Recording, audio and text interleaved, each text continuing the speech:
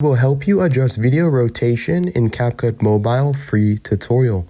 If this helped, drop a like, share the video, and subscribe for more. Assuming you want to adjust the video rotation of your video clip, make sure it's selected and highlighted. Down and scroll to the right. You see the option Basic. Underneath here on the bottom left hand screen, click the third option, Rotate. You move the value in the middle of your screen to the right. Notice your video is increasing in value or it's rotating. And if you move it to the left, it is decreasing in value and also rotating. Once you're happy or satisfied, click the check mark down below. Should I say this is the before? This is the after. Completely for free.